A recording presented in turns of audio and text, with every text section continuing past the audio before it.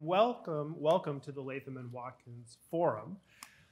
My name is Chris Brigman. Today's topic is the use of AI in your lives as lawyers. So this is a topic that I think is developing really rapidly. We're at the beginning of it, but we've got a few people here today who are incredibly well qualified to tell you a little bit about this and to give you some things to think about. So let me talk a little bit about me first to introduce me. If you don't know me, I'm the Murray and Kathleen Bring Professor of Law here at NYU.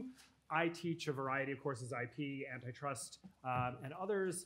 I also practice law somewhat unusually for tenured faculty here at the law school. I, along with some of my IP colleagues, have a small kind of specialized law firm that does IP work. I spent a long time as a lawyer, both in private practice and at the Justice Department's Antitrust Division before I became an academic. And so, I didn't use these tools because they weren't there for me to use, but I definitely learned a lot about legal technology as a lawyer and have been following, because I am still a lawyer and because I'm very interested in what lawyers do, have been following the development of these technologies. So let me introduce the people who've come here to join us today. First is our graduate, Gaith Mahmood, who's a partner at the Los Angeles office of Latham and Watkins. He's global vice chair of the firm's data technology and transactions practice, and he also leads the firm's artificial intelligence task force. And when he isn't busy with those jobs, Gaith advises clients on all aspects of IP and technology transactions. I should mention that Gaith is in New York this week, as are the others on the panel, not just for us, but also because American Lawyer is hosting its Legal Week conference, and he was nominated for the American Lawyer Innovator of the Year award. To my left is Anna Gressel. Counsel to my left is Anna Gressel, counsel in the New York office of Paul Weiss, and a member of the firm's digital technology group. Anna advises clients on a wide range of matters related to AI, blockchain, and other innovative technologies. And she's active, importantly, in industry efforts to establish best practices in the areas of AI risk management, compliance, and governance, a topic we're going to talk a bit about today. Anna's work in legal AI has been publicly recognized. She was recently named by Rework as one of the top 100 women leading AI in 2023. Now notice I said Rework, not WeWork. If she was named that by Rework, I probably wouldn't be talking about it. Anna is also a leader in the development of women in the profession, currently serving on the American Bar Association Commission on Women in the Profession, and previously a member of the board of directors of Ms. JD, a national nonprofit organization dedicated to the success of women in law school and in the legal profession. She also co-chairs the National Association of Women Lawyers Next Level Affinity Group. Bettany Townsend, immediately to my left, is the head of product at Disco, a company that provides artificial intelligence, cloud computing, and data analytics tools to lawyers and to law firms. Bettany graduated from Harvard Law School in 2012 and practiced at the San Francisco litigation boutique, very fine litigation boutique of Kecker and Van Nest. She now spends her time at Disco thinking about how to incorporate AI into litigation workflows to free up attorneys, and we'll hear a bunch about this, for higher value work that they might actually enjoy. Okay, so with that, please join me in welcoming the members of the panel.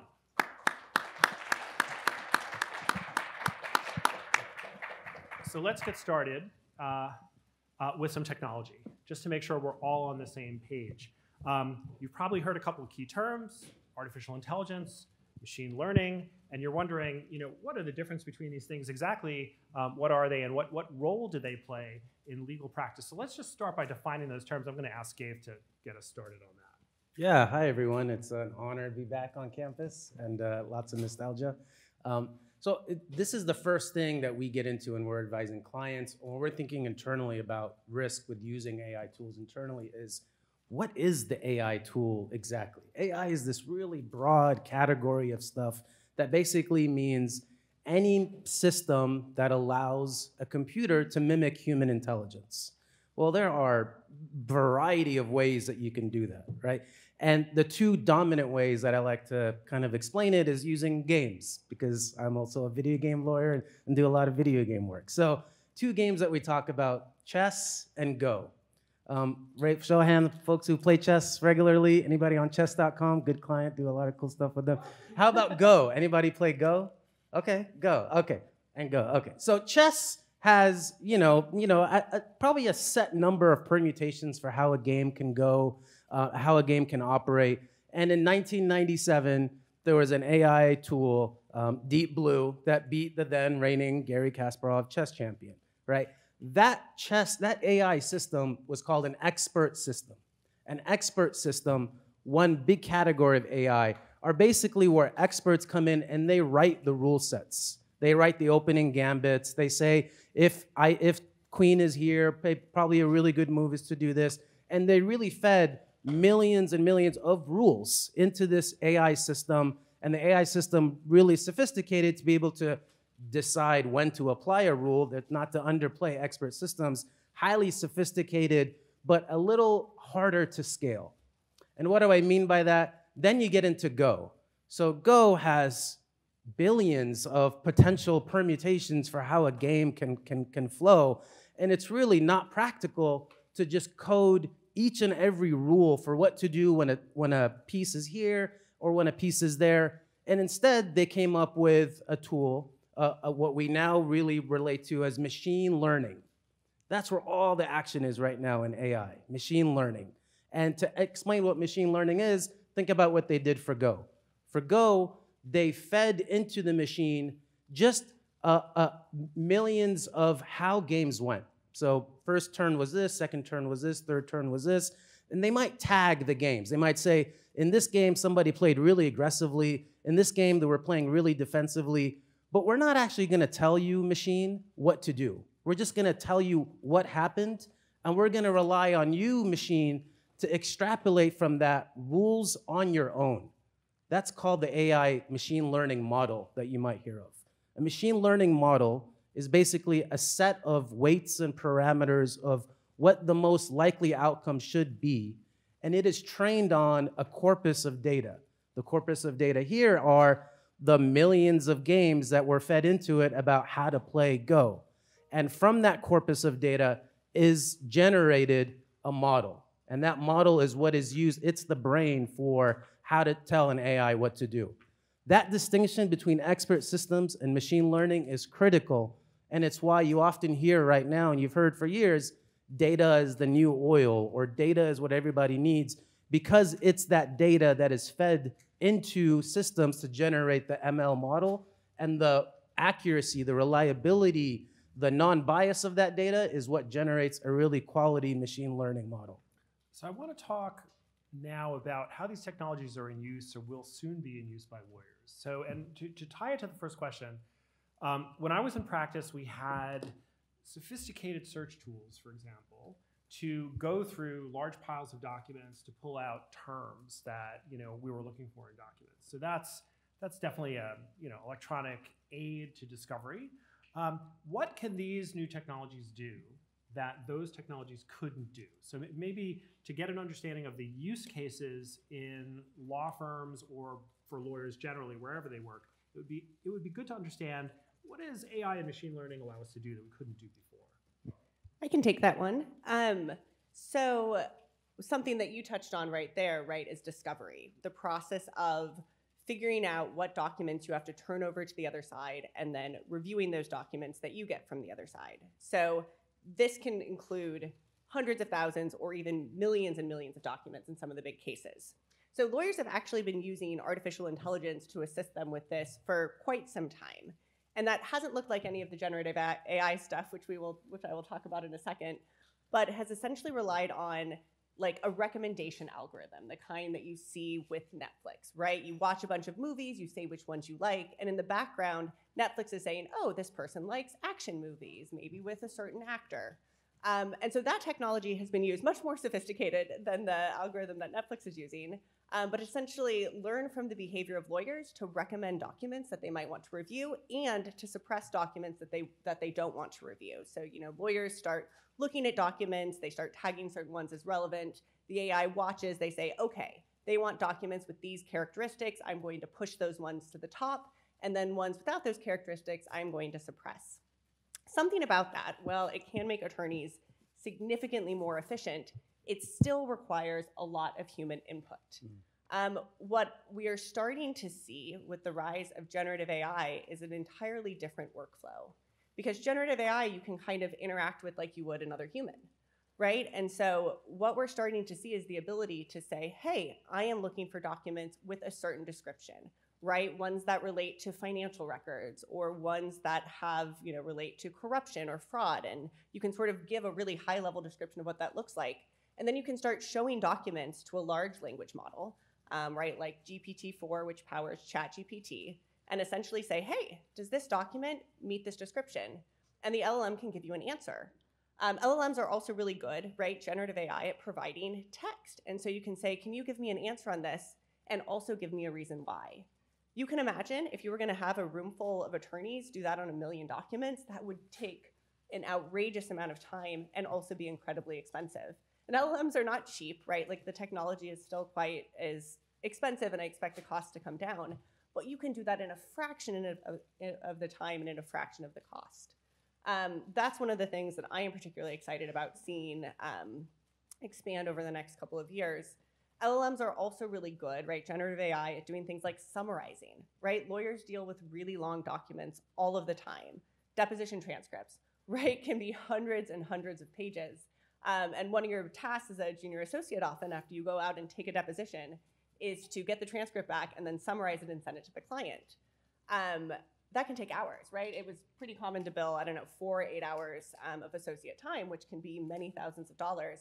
Generative AI is really good at giving those types of summaries.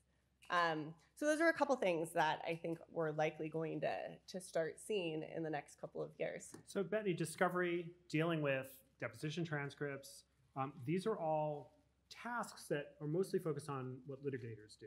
Yeah. So Anna, are there tasks that AI can do that are more tasks for corporate lawyers? And what are those, and how does AI address them? So I'll answer that, but I also think that you should weigh in on this as well, because I am a litigator. But we do. So my practice focuses on advising people within corporations on their adoption of AI. And just to give you a little bit of context and where I'm coming from, a really typical type of conversation that we have with our clients these days, in addition to like, how do we integrate AI into a consumer-facing model, and what do we need to do from a regulatory perspective to make sure that, or an IP perspective to make sure that's defensible and that is within the risk tolerance of the organization? We also work with our clients on their internal adoption of AI. And so to take a step back for a moment, why are companies really interested in internal adoption of AI, and particularly generative AI? It's for all the reasons that Bettany mentioned, which is this is a tool that, unlike, I would say, prior iterations of AI, and I've been in this space now for like 6 years, prior iterations of AI required very clean data sets. They required often structured data that existed in Excel, or very clearly tagged data that, it may not have been necessarily an expert system, but required a huge amount of human intervention to make sure it was usable and actually could come up with reliable predictions. Generative AI is totally different. As many people here probably know, it's trained on most of the internet. It really works by finding semantic connections between words and using that to either generate a lot of text or understand meaning in text. And so for corporations, why is this super helpful? It's because they sit on a massive amount of internal data, right? They have internal policies, documents, sometimes going back 20, 30, 40 years, some of which has been, scanned, and who knows what form it's laying around in. I mean, there have been efforts within companies to digitize, their records over the past several years and make them more useful. But now they have tools to actually discover information in those documents. So we see a lot of different use cases that are being explored. I mean, in addition to some of the contractual ones we'll discuss, other types of, I would say, corporate use cases are, for example, compliance. So can we figure out what the right policy is on gifts that we should be telling people about in X jurisdiction for X kind of purpose, right? I mean, these are companies that are global. They may have hundreds of policies that could be applicable to a certain situation, and how do you find the right policy quickly and get it to someone? We're looking at, we see a lot of use cases around internal investigations, actually. That's an area where I think people are quite interested in saying, we have this employee that came to us and has a grievance. How do we figure out the chronology of what happened very quickly? That used to be given to outside counsel to do.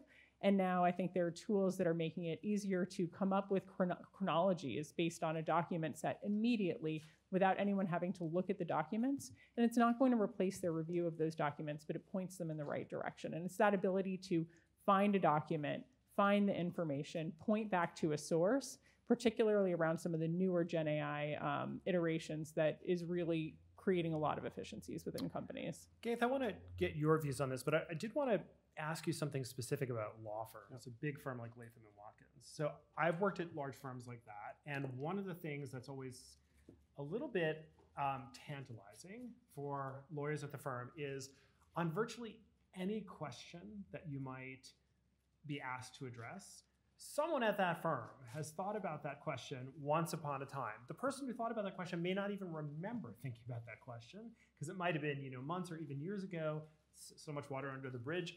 All the documents that the firm produces get dumped into a system, right? They're there. But firms that I worked at, I'm sure Latham has a search facility, but searching is often difficult because different lawyers have different ways of tagging different arguments. There's no set of standards. And so knowledge management at law firms is potentially a huge way of unlocking value, right? All that capital of the law firm kind of stored away on a hard drive. We want to get at it. Yeah. Does AI have a role to play in that? AI is, I think, already playing a role in a lot of that. There are already algorithms that are, when you type a search in iManage DeskSite, which is a tool that a lot of folks use for loading all their documents, it's actually gotten a lot better because algorithms are trying to predict what they think you actually mean rather than what you typed. Sure, you typed this. We think you actually meant to type for that. And they are additional layers that are being used to search. What they are not doing yet, at least to my knowledge, and if they are, that would be probably an issue that we got to dig into, is actually taking all of the information that we have and generating a new model from that. That is the next unlock that a lot of law firms, I think, are being very careful and deliberative about. You got to look at client engagement letters and rules of ethics. Am I allowed to take a client's materials and generate my own model from it that I'm now using? Or can I generate, kind of an agnostic, generic model and then apply that to what I'm doing with my client materials?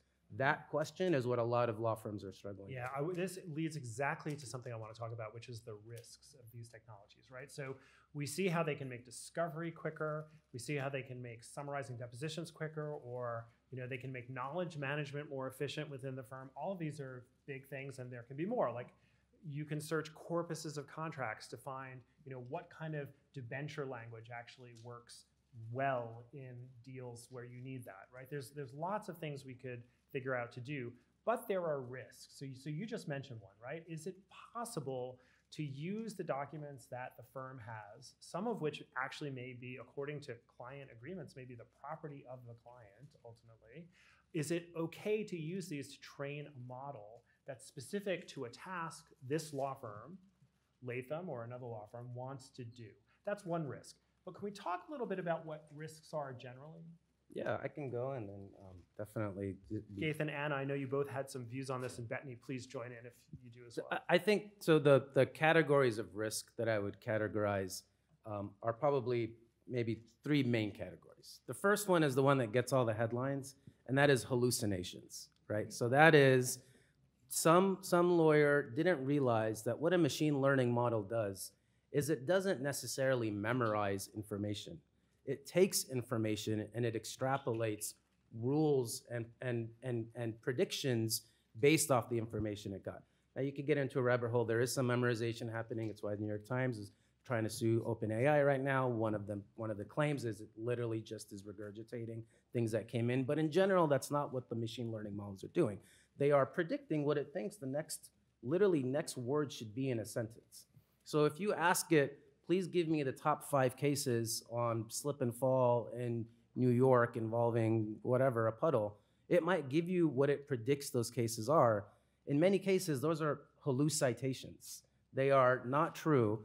And as folks may have seen in some, there was a one in 2023, Meta via Vencia, that involved an individual who got sanctioned by a court for literally putting in cases that they claim, I thought it was like Google. I thought it just pulled information and using GPT-4 to pull up cases, and in fact, they were wrong. Now, there's a lot of work happening on hallucinations. There's one of the companies that I delved really deep into is a tool called CoCounsel. When we helped Thomson Reuters acquire CoCounsel this year, or Casetext, I'm sure folks have maybe heard of Casetext. CoCounsel is a GPT-4 enabled AI tool that is built on, that is made available. And a lot of what they will tell you, it's public, is they spend a lot of time thinking about hallucinations and having a source of truth or some other filter that the output of whatever the model gives then gets filtered to an additional sieve to try to filter out stuff that just, for whatever reason, doesn't pass the smell test of what should be true, and trying to take that out. So hallucinations, number one. Number two is confidentiality, as Chris was mentioning, and that's where it really matters. So for example, at Latham, we have our own GPT-4 model. If you go to chatgpt.openai.com, you'll get a little pop-up that comes up that says, are you sure you want to use this? Why don't you use something that we have internally? It's on our own servers. It is GPT-4, but it lives solely on a dedicated server that only Latham has access to. It's not talking to anything else. And the reason we do that is because we, as under the ABA rules, you have a duty of confidentiality to your clients. If you are feeding in client information into OpenAI systems, what's happening actually?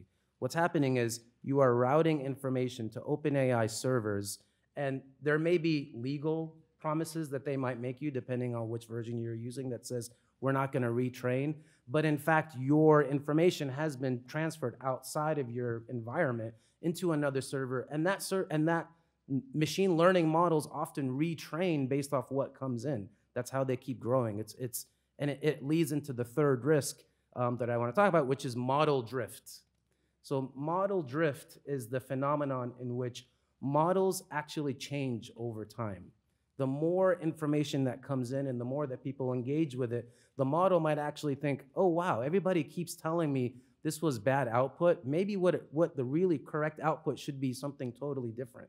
And what ends up happening over time is something that worked really well when you first started using it, after 6 months, it's totally changed. It's drifted in a way that we can't predict, because remember, machine learning models, they're not rules that we wrote like expert systems used to beat chess.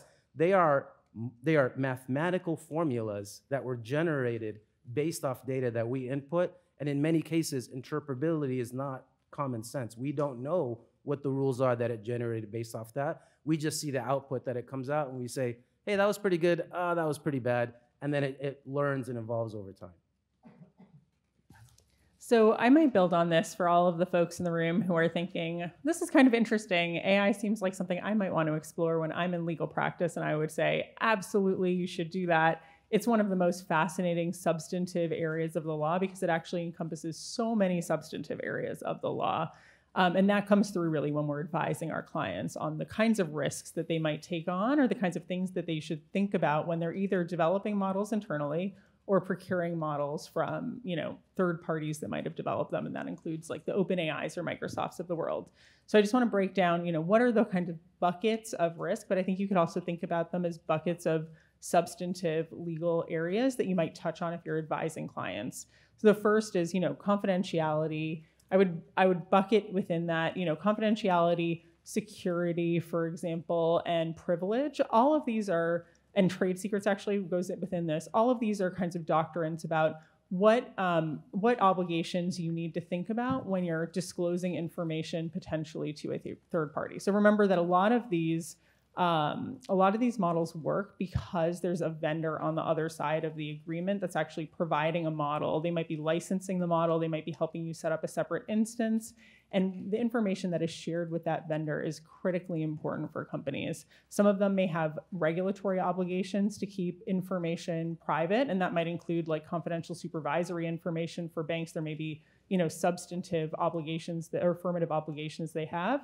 Some of it may be privileged information where there could be arguably a waiver if that information is disclosed. Same with trade secret information, for example. And so we're always looking at the confidentiality risk when information is sent to a third party for the purpose of running a model. Now, the good news is a lot of those risks have actually been solved for, as Gaith mentioned, in how the models are architected and set up. The confidentiality risk is much lower with certain types of deployments than it was when, all of the AI model, like Gen AI models hit the scene. But that's certainly, I think, probably for our clients, one of the top concerns that they have, and it may be the number one deal breaker for them to actually go in and, license a model or license a product that incorporates AI. Another set of very important considerations, slightly different, are the privacy risks. And so there, what we're really thinking about is the use of personal information or certain kinds of sensitive information that may have obligations attached either under health privacy laws or financial privacy laws or general privacy laws. There may be different kinds of obligations depending on where the servers exist for the model and where the data is coming from. But that's a big bucket. A lot of companies really think through, what information should be put into a model, and should we give specific instructions to our employees to not do that or to only do it in certain circumstances to make sure we're complying with data privacy laws. And the third is, consumer protection, discrimination, for example, and that comes up in a bunch of different ways. We may have civil rights laws that apply to the use of AI. We may have automated decision-making obligations that come up through privacy laws. But when we're advising clients on the deployment of these tools, and particularly in highly regulated contexts or in higher risk contexts like housing, employment, credit, for example, those are all areas where we really want to think very carefully about the potential bias risks of these tools. Because as you know, of course, certain data sets can be biased. The internet is not an unbiased data source, I would put that out there. And so how you actually architect these tools and the kinds of guardrails you put around them can be really important in terms of thinking about your risk, for example, of an action from a regulator or from a private plaintiff that might have a private right of action to bring a case based on the use of AI.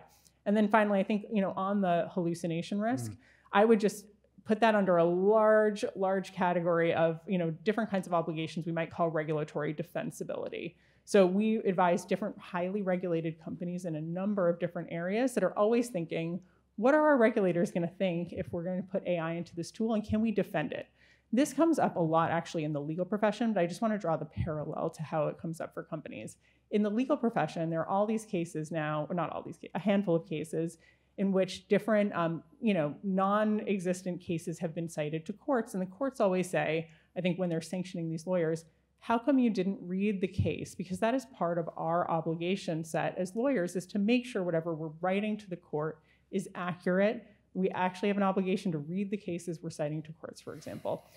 There's a parallel to that in what our clients are thinking about, which is, if I were going before my regulator, how would I defend the standards that we're holding ourselves to as companies in terms of how we're using AI? And does that comport with the general standards or specific obligations we're under? And so banks, for example, insurers, medical device makers, pharmaceutical companies are always thinking about those kinds of risks and defensibility. So that's my, I would say, argument and why it's so interesting to practice in this field. There's so many different legal areas, and I'm happy to chat afterwards with anyone. Bethany, I want to bring you into this discussion about risk, because you guys at Disco are developing very powerful tools and selling them to lawyers and law firms. Do you have at Disco a discussion within the company and then with your clients about responsible use? Because, like a lot of tools, right? Someone gives you a power tool. There are certain ways in which it's good to use it and certain ways in which it's dangerous to use it. And it's probably no different for lawyers and AI assisted tools. So would love to hear your thoughts on that. Yeah, we are having those conversations constantly with every new person who looks at our product, sort of no matter whether they fall, whether they're at a corporate legal department or whether they're at a law firm, if they're an attorney, if they're a paralegal.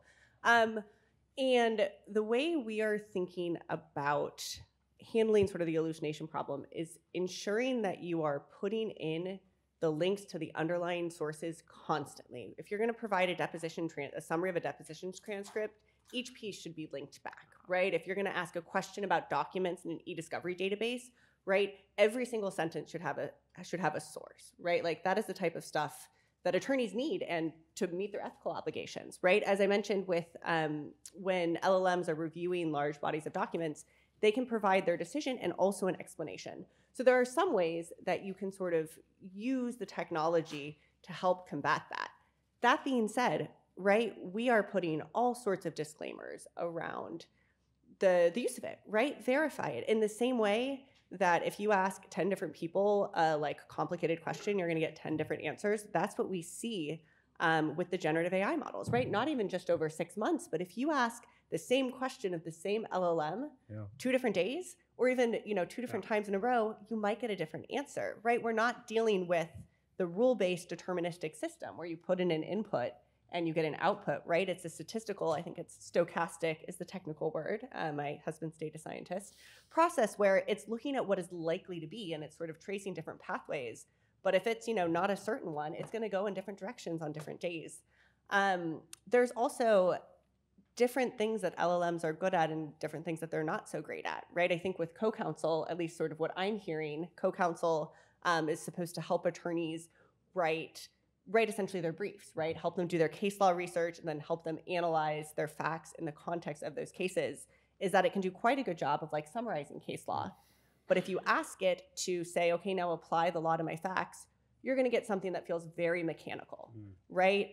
At least as of now, generative AI does not have sort of like the deep thinking, critical flair that we expect from attorneys, right? That's why you go to law school for 3 years. That's why you work so freaking hard and then work so hard, as a junior associate or as a junior attorney. And so I think starting to understand that, and hopefully I'm hoping that the legal profession will start to really develop intuition and understanding about when they can trust AI and when it's something that is, better for them to do themselves. So just a quick story about hallucination. A few days ago, I did a little experiment in my office. I was slightly bored and decided that there was a case I was interested in, and I wanted to find cases in a particular circuit that had discussed the holding of this case I was interested in. I ran 2 searches on ChatGPT one was, please give me cases within this particular circuit from year to year that analyze in some way the holding of this other case. Second search was the same search, except at the end I said, and do not hallucinate. I got very different results. And when I checked all the cases, there was a lot less hallucination in the search result where I said, do not hallucinate. Yeah. And there was in the one where I didn't say it, which was a bit of a surprise. And that's actually so, right? The people that built these models, they don't know all the tricks, right? To some extent, it's a black box for them too. And so what I think people have discovered over the past 6 months is if you don't know, say you don't know, gets you much better answers. Yes. And that was the only way we are figuring this stuff out is because people are experimenting, millions of times. Yeah. Huge area of focus right now is prompt filtering, which is what can we do even without the user even seeing it? We're thinking about it, Latham. I know other firms and other companies are thinking about it. I want to attach a filter so that when Chris inputs his prompt, it goes through something that just he doesn't even need to see or worry about. And then that prompt gets filtered with don't hallucinate, explain like I'm 5, use analogies using Lego blocks, whatever you want to filter when you can click. And then what you will get will actually be, in some cases, potentially more accurate. That's the work that data scientists are doing when they're working with companies establishing these models. It's also interesting, like there's a whole layer of knowledge management that sits on top of how you use these tools. So we have a whole knowledge and innovation team that's actually working on preserving our best prompts and sharing them with other people so that other people can benefit. It's like you're no longer just sharing the research, you're sharing the actual prompt architecture. But this is, I know we'll get there later, but this is a place where I think that if you're in law school and you have mastery of these tools, you have so much of a potential value add for law firms, being able to come in, be really thoughtful about prompts, be, ahead of the curve in terms of how these tools are used. Everyone in firms is still figuring it out and learning, and you may have a better prompt than anyone does in a firm. Yeah, I got to say, that's where I want to end up in a discussion of, what can students do to prepare themselves for the world that AI is helping to make at the moment. Just to kind of roadmap where we are. So I want to leave plenty of room for questions at the end, but there are really 2 things that I want to get to. The first was the one I just mentioned. I want to get to that last. Before that, I want to talk about law firms, right? So a number of you will end up at law firms, at least for part of your career, maybe a lot of your career. And law firms have, law firm economics are diverse and changing, but, law firms have economic structures that we probably don't think about that much in law school. I don't know how much you know about how law firms actually work as businesses. But I am really interested in your views of how AI-assisted tools across the entire spectrum of things that law firms do are going to change how law firms work, the economics of law firms, and the experience of the people working in the law firms. So to the extent you have thoughts about that, I'd love to know, because these are, people who have a stake in that. I'm happy to go first. So I think I always tell folks, because I get the question a lot, and I've seen the ups and downs and the hype cycles of different technologies to know one thing. As a quick example, I was told when I was a summer and picking which law firm I went, I was told you should really come because XYZ is on the cutting edge. Pick that firm, and then, or pick that practice. Then when I started a year and a half later, totally different. It was wildly not the same. By the time you are done with your 2L summer or whatever it is and you start, things change. And this space especially is changing so dramatically.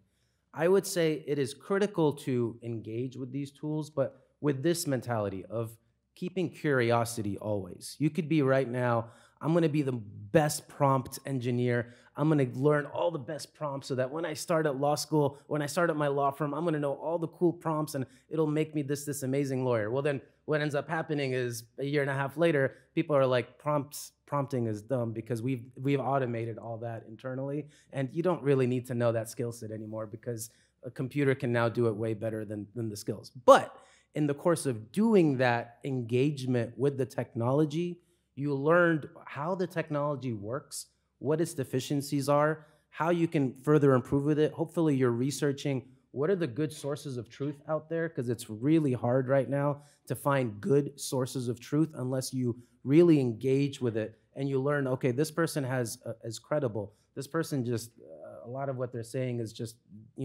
not that deep in terms of the things that I need to understand. Engaging is the best thing you can do right now, but not with a filter of, I'm leveling up my skill set. It is a filter of, I just want to understand how things work so that when they change, I'm resilient because I understand I have a skill set of how to adapt to new technologies and how to filter what is good and what is bad about them. That is the number one thing that I think folks can be doing right now, and being less focused on, I can't keep track with the new products, the new names, the new next big thing, and I got to stay up on that. I wouldn't worry so much about the individual products, but rather just the themes of how they work and why they are so impactful to law.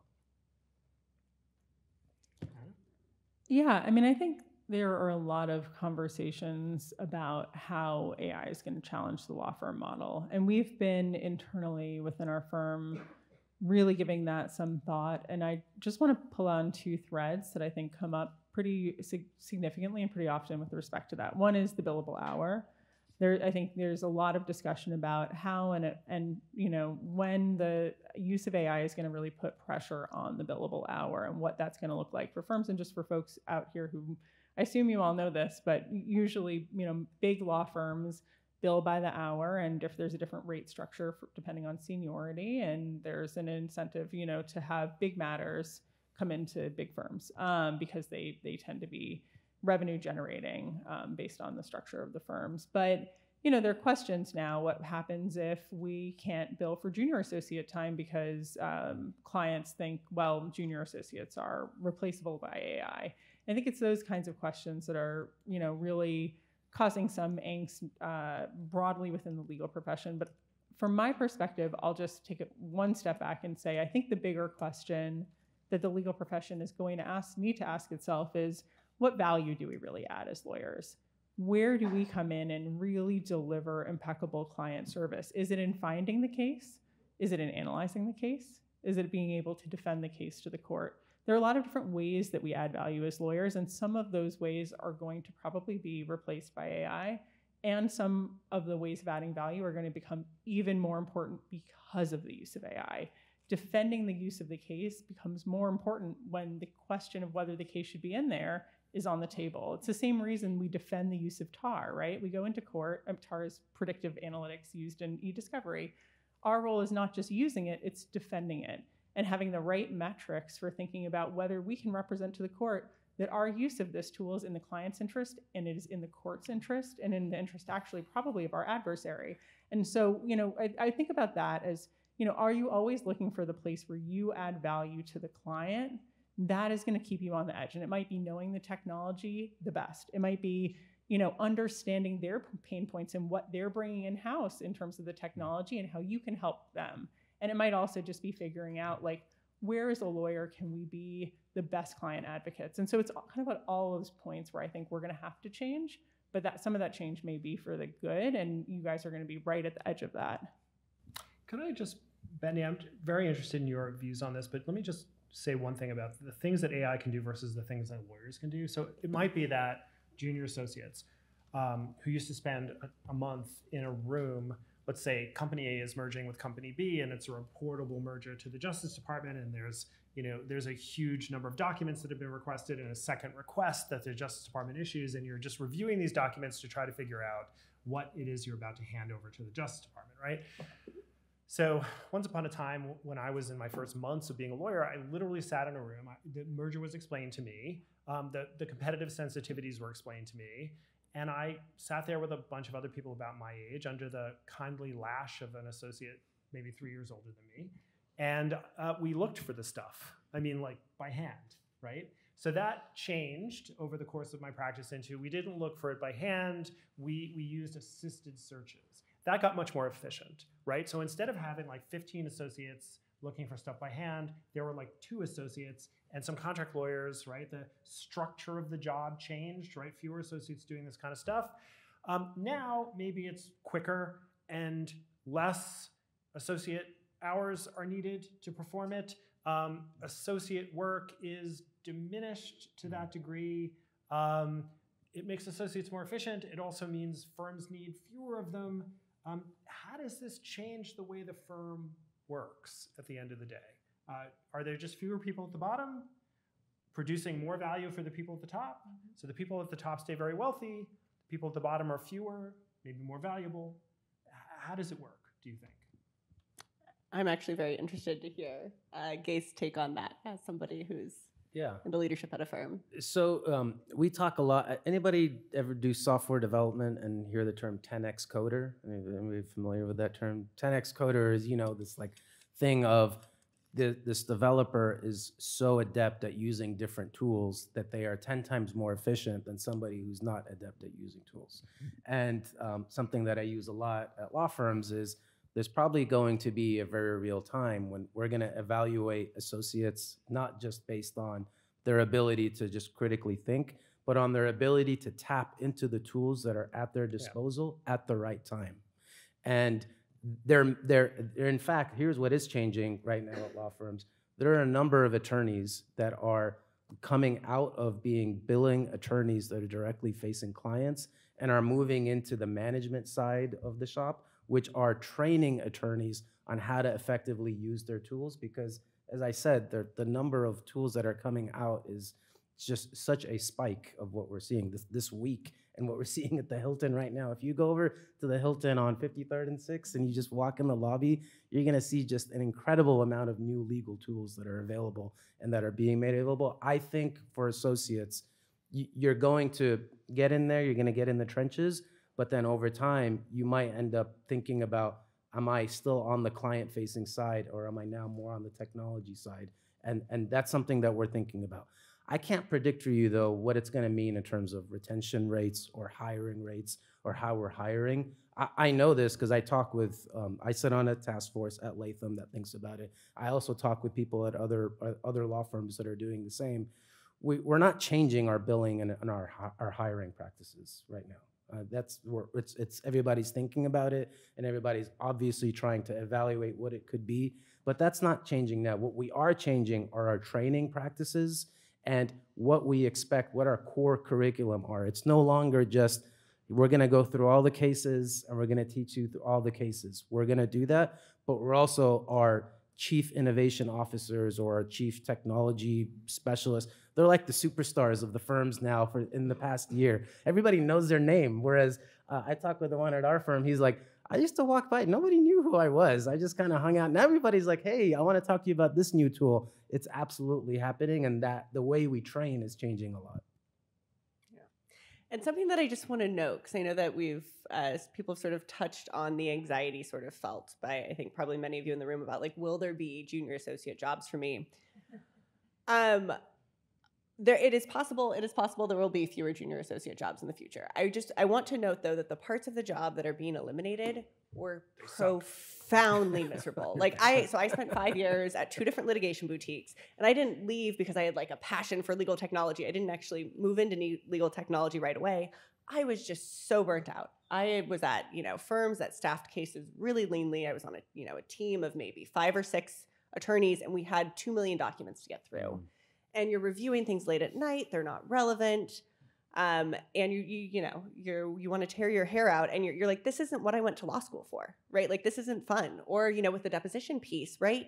Yeah. You'll be on a case that has 50 depositions, and you'll be flying around the country for 2 months taking all these depositions. And then you're expected to find time to sit back and read a 300-page document so you can get the client their summary, within 3 days of the deposition finishing. There are so many opportunities to instead get to do things that are fun, right? Like have the summary and then get to talk to the client about what it might mean for their case. And so that is one thing that I would like to know. Well, I don't know that your anxiety is, entirely misplaced. There are some ways that I think this is going to dramatically improve the quality of life for associates. And if you decide to go on that second track and be somebody who's helping attorneys figure out the technology, I mean, that's a big part of what I do. And it's really fun. It's really fun to get to sort of straddle this world of, your legal expertise and the tech world. There are things, it's so exciting. It's so cool what we're seeing. And so, that's a whole new career path that is going to open up to attorneys. I'd also mention, to the extent you can get up that learning curve quickly, it's the process of supervising the technology and supervising the process of using the technology that is super, super important. So if you're implementing a document review, you might be able to add value by looking at the documents. It's certainly one way in which we add value, but you can add a huge amount of value by understanding how a document review should run, how it should be staffed, what the economics are of staffing it for the client and for the firm, and how documents can be lost that you should be finding. That is actually, when I'm looking for mid-levels to staff on my cases, that is a core skill set. And so it's not that those skill sets go away, it's just that you actually can probably be at a supervisory level earlier in your career because you have to spend maybe fewer years just looking at the documents because that has to be the way things are staffed. But when you have more flexibility on staffing, you can actually kind of level up more quickly and take on responsibility earlier. And that's what you want to be looking for. I think, at least in a litigation role, you want to be looking for opportunities to deliver value, to take responsibility, to understand how things should be run, how things should be reported out to clients. No one will tell you that in law school, but it's hugely, hugely important. And it's really builds that trust within teams that things are running the right way and you're not missing things and you're doing everything kind of according to the firm's principles and able to then defend it in court. Yeah, I gotta say, when we look at the economics of this, it just seems there are so many possibilities and we don't know yet. So let me just mention some of the possibilities and get your reactions. So one is that, law firms become more efficient at producing legal work, quality legal work. Fewer lawyers can do more work. Most of the cuts will come from the bottom because a lot of the stuff that requires judgment and experience, how to convince a judge of a particular point, how to pitch something to a jury, how to structure a deal in the way that's both most efficient and going to last. These are things that the kinds of judgments that AI are really unsuited to do now and maybe in the future, but we're not there. And so it'll come out of the people at the bottom. Fewer people at the bottom being more efficient, generating more revenue. Those people at the bottom are going to be more valuable. They probably get paid more. The partners do as well or better. The clients get better service for less. Everyone's happy except the people at the bottom who aren't employed, right? A lot of markets work like that. When they become efficient, they shed employees. Another way of thinking about this is AI will just diversify the way people do this job. So in other words, AI could potentially create enormous opportunities for smaller firms to compete against larger ones. Mm-hmm. Why?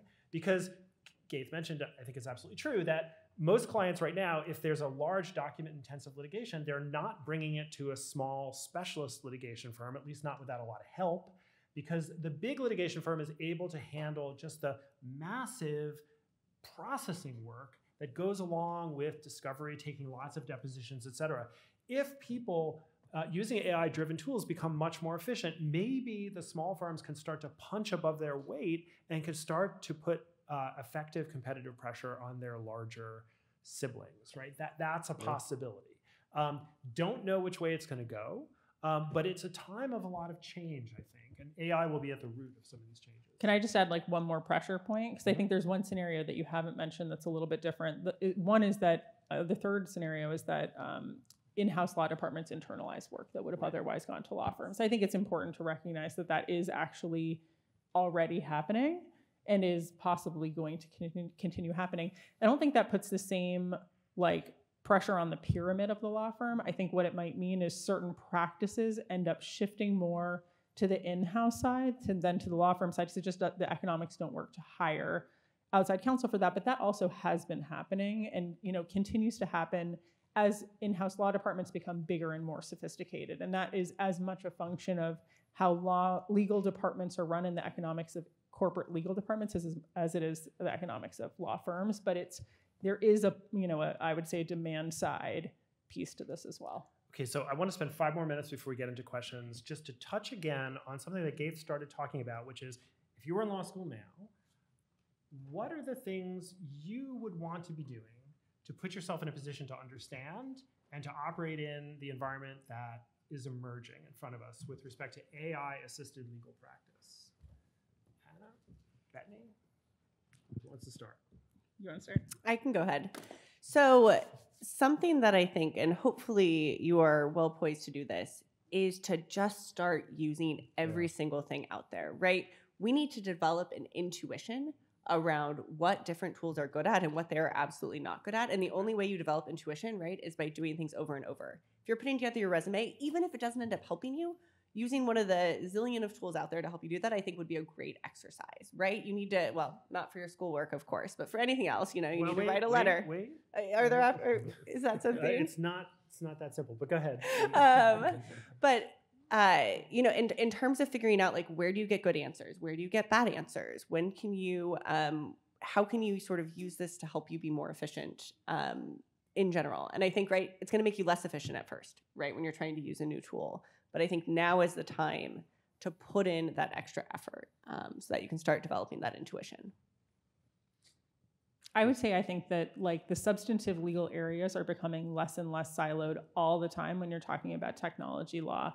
And being able to be a good counselor on technology legal issues requires understanding IP law and understanding privacy law and cybersecurity and regulatory obligations. And so just think of yourself as building a well-rounded base for understanding how all of these issues intersect in. I mean, increasingly, I would say we are building our practice to mirror the kinds of issues that our, in-house product counsel lawyers are dealing with. They have to look around corners on 10 different substantive legal areas. So do we.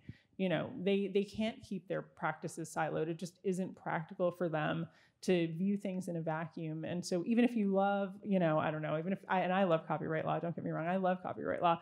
Even if you love it, you should also be thinking about all of the different substantive tools to add to your pocket so that you can provide well-rounded guidance. Why is that so important? I just want to make one particular pitch here. It's because sometimes there are trade-offs in how you're balancing risks between certain areas. Privacy risk and IP risk are not always aligned. Regulatory risk is not always aligned either. And so really good judgment means being able to weigh some of those risks and help kind of guide your clients to the right landing point. So the more you really internalize from across those areas, the better. And to the extent you can take practical clinics, obviously, that's the common refrain, but I think it is very true. That's helpful as well. And then I would just say, stay on top of the technology. If you like this area, there is like nothing more fun than, trying things out, going to conferences, thinking about like, what is the next ChatGPT moment? Like, what do you guys think it's going to be? What do you think the next cool tool is going to be that's going to break open this? And I will say personally, I just think AR and VR is super cool right now. And like, could not be more excited and like interested in that area. Get excited, like let that drive you. Yeah, it's a big week for VR this week, Vision Pro. So for folks who have read the tomb that is the Biden executive order that came out on October 30th and have seen all the ink that was spilled on that, one thing that jumps out from that executive order is a phrase that now has become quite known amongst those that are getting more into the space, which is red teaming, right? And red teaming was a large part of the emphasis in the Biden executive order. What is red teaming? It's basically just, are you employing a team that is dedicated to breaking the model and finding all the vulnerabilities that it has? Yeah. And the Biden executive order is asking developers of really large, sophisticated models to now report on their red teaming practices. Red teaming is something that law firms are beginning to be engaged to do, where the lawyers are sitting with the technologists to evaluate. The technologists say, I found a problem. Is this a big deal? Like, do you really, is a software developer the right person to make that determination? Oftentimes not. It needs a cross-functional group of folks that are philosophers or economists or lawyers or other just people that can really weigh in on, how do you classify when the thing breaks? Does it matter or does it not matter? That will not go away. In fact, I think there's going to be, and there already are at some of the larger, more sophisticated tech firms, but the rest of the companies are gonna catch up, is having a red teaming division that is there, that is evaluating, that is testing, and that is breaking these models and figuring out why they break and how we can stop them from breaking. I'd encourage you, just as a one practical thing, is to read that part of the executive order if you're not wanting to read all 90 pages of it. It's really interesting, and it's gonna change a lot of what we do. Yeah, so I gotta say, as you at law firms and technology companies are trying to figure out, what this world is like, and folks in the audience doing so as well, we in academia, and don't take this to be any kind of policy position of NYU law, but we are also trying to figure it out.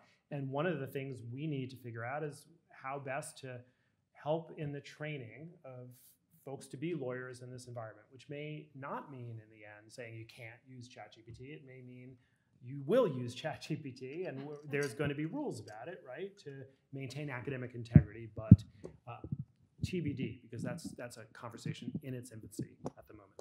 Okay, so let's move to questions. Please, if you have questions, come up to the mic, tell us who you are, and then fire away.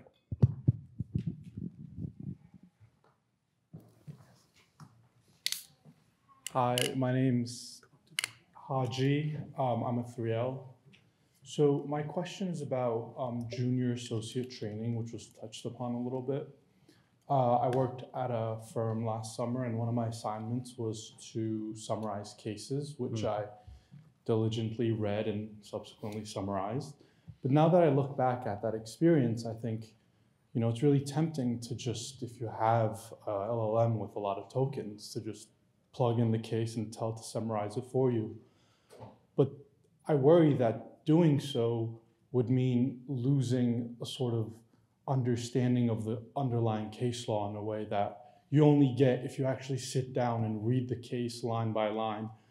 And so I guess my question is, Professor Sprigman talked about doc review at the DOJ, and I understand why tech could make that easier, because I'm not sure what you're learning with doc review, but reading cases and summarizing them and synthesizing them, you actually are learning something which you might no longer have to do. So I guess, how do you approach that? And put more simply, do you think these LLMs are gonna make junior associates dumber because they just don't have to do the work anymore?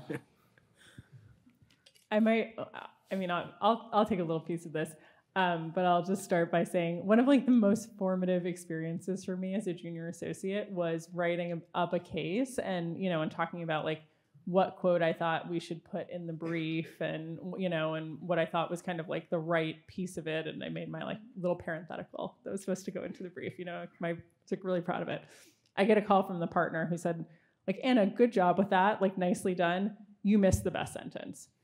How did you miss the better quote in this? And he and I had a long conversation about why I had chosen my quote and why he thought the other quote was better, which is to say there's a lot of richness in cases. There's a lot that we summarize for that can be quite utilitarian, but there's a lot of richness in that kind of discussion and debate that I do think, I personally worry about that going away, but I think that is, depending on where you practice, that's the crux of the practice of law, is that conversation and the ability to kind of think through and really talk about how it fits together. I hope that we don't lose that.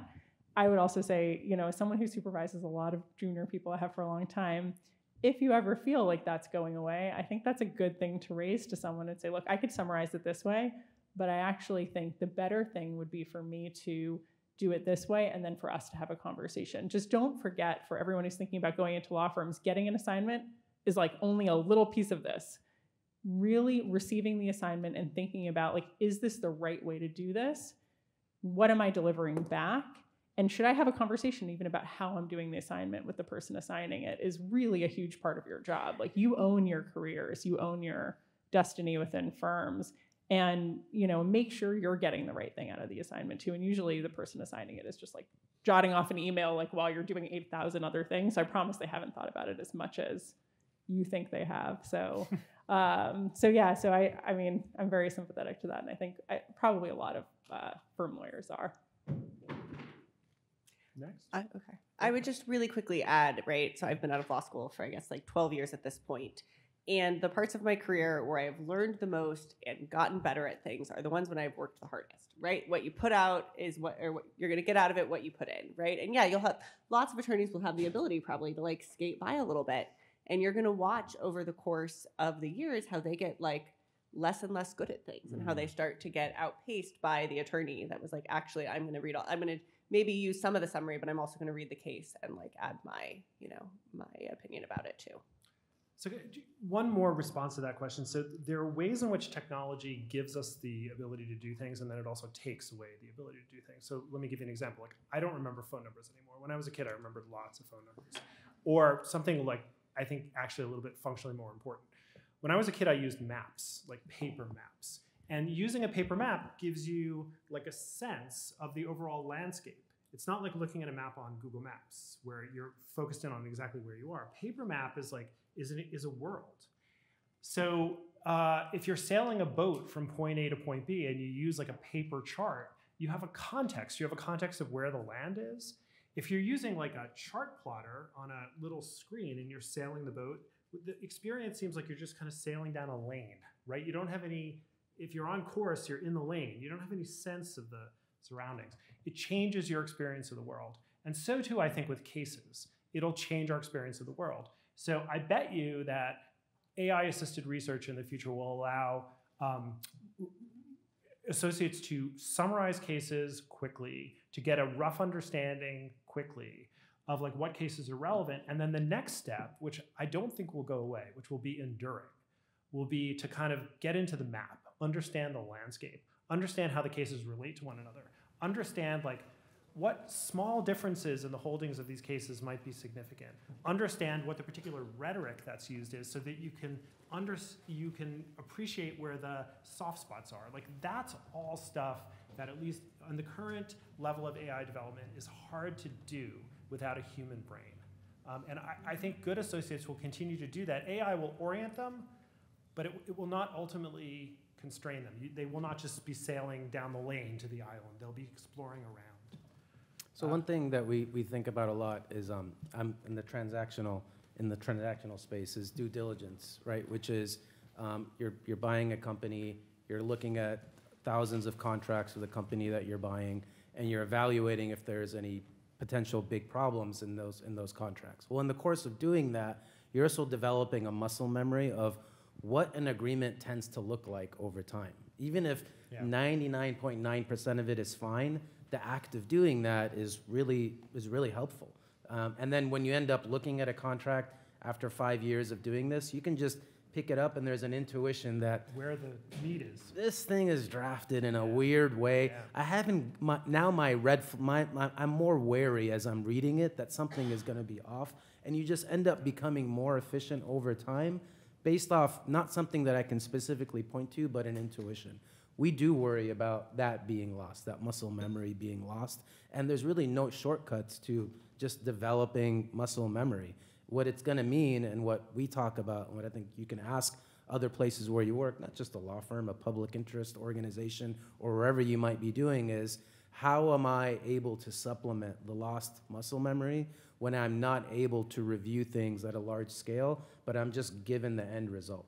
Because I might lose that. Now that might be self-learning, it might be just reading it on your own. It might be yeah, find that one thing in that case, but I'm just going to read the whole case. I'm going to read the whole contract when I can. And does the firm give me the space to do that? Because some firms or some organizations might not give, they'll be like, yeah, you can do that. That's all volunteer hours. Well, really, I have a number that I need to get done, and that's going to be difficult. Having that conversation and seeing if the people you're working with are conducive to that really helps to evaluate if this is a place that I really want to be at.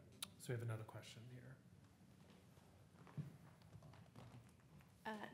I have actually two small questions. My name is Hui Ming, and I'm a LLM student. And I really want to know that all of us talking is about how AI helps law firms, and is there will be any chance that AI can be a tool for judges to write their judgments or summary their cases, and also if they become such a tool as judge, how do we regulate them, as we cannot input justice into AI system like that. Thank you. That's a good question. So I can jump in on that. I think there are tools that are being used across courthouses that involve AI already. And then I think there's a separate question about how AI should be regulated when it is itself used as a decision that leads to a substantive output in a case. So the reason I'm breaking them apart is that, my understanding is, at least currently, there are some chambers, even in federal courts in the US, where they're using the kinds of tools that would allow them to look into the record before them and say, where is this source for this citation from an attorney, or how substantiated is a proposition by one of the parties by the underlying evidence. To me, that's like an assistive tool, and we think about this all the time with AI, is how much is AI an assistive tool versus like a decision tool, or a tool that is, substantively controlling or creating a decision. I think those assistive tools are definitely in use. My understanding is they're in the use in the US.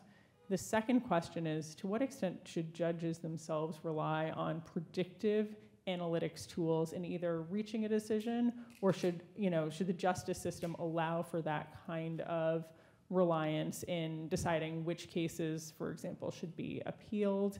Those kinds of tools are being used, I understand, in certain jurisdictions worldwide, and there's a lot of debate about whether those are helpful in access to justice by decreasing the loads before the courts and facilitating actually reaching decision, or to what extent those could create significant rule of law issues, particularly in consequential decisions with potential adverse effects. I think those are exactly the right questions to be asking, and that debate is probably only going to get stronger. Parole is one example. So yes. These tools, again, a lot of this information is shrouded, but from what I've read, these tools have been used to make parole decisions, predictive modeling of recidivism risk. And again, it's like, raises a bunch of questions like, to what extent are people entitled to understand what the determinants in the algorithm are, just to scratch the surface? Yeah, there are tools. There's a tool called Compass. There's been a significant amount of litigation around the tool in different jurisdictions. There's also, just to say that this doesn't always come up only with respect to judges, but also other kinds of consequential determinations about public rights and benefits. So for example, there's been a big case that I think just resulted in a significant decision that has happened in Michigan about benefits determinations that were viewed as fraudulent, and there were I think liens taken on people's accounts that were a significant kind of deprivation of their rights, their property rights. So that has been overturned. That has kind of percolated up through the justice system in Michigan. I believe it's in Michigan. Those kinds of cases, I think, are attracting a lot of scrutiny and a lot of discussion. Same with Medicare benefits cases, for example. There have been a number of those.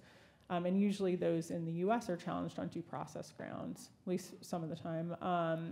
Globally, though, I do think, I've heard in, I want to say, Brazil, China, and other jurisdictions, this question of, can you have AI judges, is a slightly different one. But certainly, again, one that I think is going to have a lot of attention on it in the future. And just one thing to note, right? There are certainly issues with bias in AI models, and we're seeing that in a number of different places. but there's also significant bias in people, right? And so I think it's going to be really interesting to see, particularly if there are ways of using the AI as a check, right? Looking at when does the AI decision and the judges, when do they disagree? And does that tend to favor or disfavor certain communities? I think, while there are definitely concerns, there's also some ways in where it might actually improve overall justice given to different groups. Professor Thompson, is he still here on campus? When I was on campus, Professor Thompson told me something that still resonates with me today. It was a public interest clinic, and he said, "I want procedure, I want process, because process is how the things that we do to eliminate implicit biases." And so I would say if technology is being integrated in these decision-making processes, there will be a greater emphasis on what the process is that gets you from point A to point Z. And I think that's healthy. I think it is healthy to be scrutinizing processes, because we have understanding of the judge made their decision, and if you were really to ask some judges on how they got to their decision, the processes will be all over the place. But if we are able to really focus on, now that we know it's a technology solution that's in there, how did it get there? What did it do? I think that's hopefully positive, as long as there is a consistent and fair application of how the processes are made and focus on those processes. Yeah, Tony Thompson and Kim Taylor Thompson, much loved at this law school and both sorely missed. We have time for one more question. Hello, hi. My name is Boru. I'm an LLM here. So I think we have touched about AI in practice. I think generally about law firms and what, as students, we can look forward to in law practice. But could you maybe speak to other areas of, I think touching on law, but also touching on AI, that as a students we should look forward to, if it's not in a law firm that we are going to practice in, is there a place maybe we can do research and be involved in? And also touched on that is question of, do you see maybe in few years there'll be maybe a specialized area, for example, in health and AI, copyright and AI, and tort law and AI, something that maybe as we go forward we should be keen to be on. Yeah, thank you. Well, I definitely think we're already at the place where there is starting to be a real, I would say two things. First is kind of the AI and world, like AI in copyright, AI in healthcare, AI in almost every single substantive legal area. I do think we're also seeing the emergence of kind of AI as its own, maybe not standalone legal discipline, but interdisciplinary legal discipline, and the growth of, folks who are focused on that really as I would say, very much kind of continuation of some of the internet law, focus that had existed for many years. So I don't mean to say it's new. I just think it's the newest iteration of a kind of technology law-focused discipline, and again, really requires being able to knit together all of these different areas like tort law, intermediate liability, copyright, trademark, privacy. I mean, you just name it, but it all comes together. On this question of where the other jobs would be, I mean, I think it's an interesting one. My own view is there are more folks in-house who have a technology law focus than I had seen in the past, and we have, we see companies now hiring for kind of tech lawyers as in-house roles, supporting the major groups within corporations that are embarking on these massive efforts to leverage these technologies internally.